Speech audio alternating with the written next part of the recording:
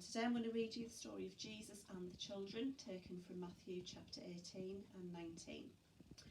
The 12 disciples were travelling with Jesus along a road one day. They began to fall behind and began to squabble with each other. Their argument was about which of them would be the greatest in the kingdom of heaven. They thought that Jesus couldn't hear them, but he did. They were saying things like, "Well, I should be the greatest because I'm Jesus' oldest friend."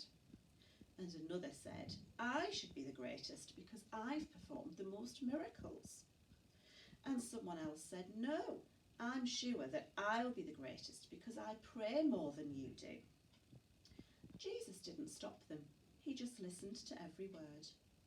But later on, when they'd reached their destination, he sat down and he asked, "So, what were you all talking about on the road then?"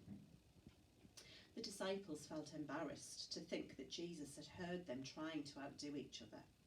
No one wanted to admit to anything, but Jesus knew all about what had gone on.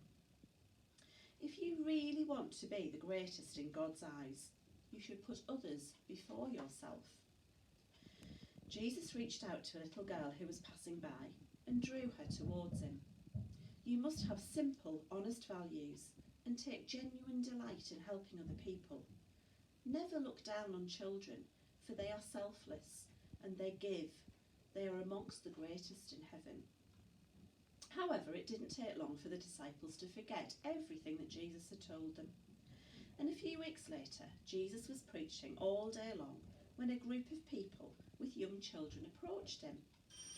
Some of the children were clinging to their parents, while others were playful, excited, and were pestering Jesus for his attention. Jesus' disciples knew that they would be really annoying the weary preacher, and they began to shoo the children away. But Jesus stopped his friends. "Let the children come to me," he said.